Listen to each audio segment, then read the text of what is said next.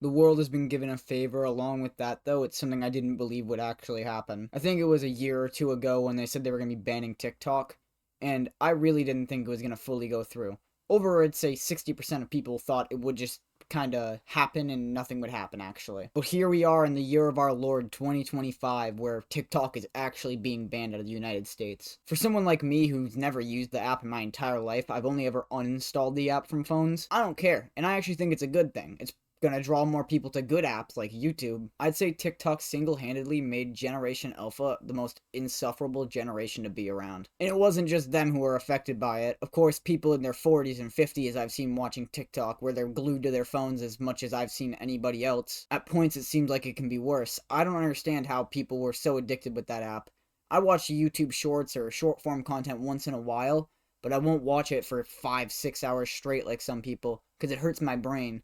I'll scroll into a short that's made by an AI and I'll think, man, this kind of sucks. And then the next short will be just a stolen clip from a movie, and I think, man, this really sucks.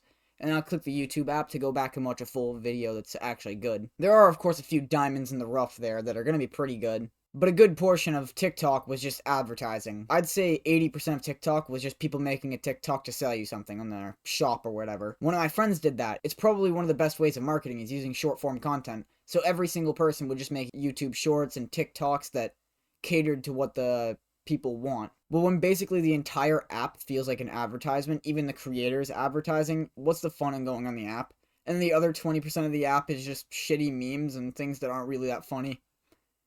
Oh, sorry, not 20%, 19%. Because you always do have that 1% that are genuinely funny clips, original content, and check off every box that's important when you're watching a video. I think Generation Beta, the new one, the one that's 2025 plus, is going to have a godsend with that. They're never going to have to deal with watching those short form contents on TikTok. Of course, we still have YouTube Shorts and stuff like that if you want to use a better app. Basically, ever since TikTok came out, I've been dogging on it. I've never liked it, and I've always made fun of it. But I know a good percentage of people, or almost everybody I've known, has watched TikTok. I don't know why. I've always made fun of it. I get sent a TikTok link, and they're not embedded, so I can't, actually watch the thing without going to the app on my computer.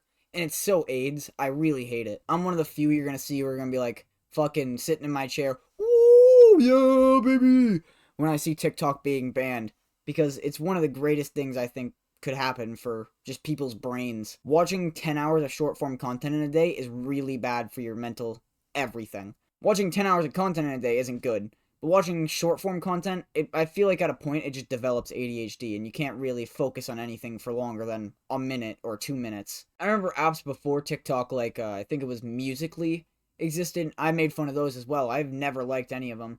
Ones where you just sing into a camera or some shit, lip sync and then dance, do the renegade or something.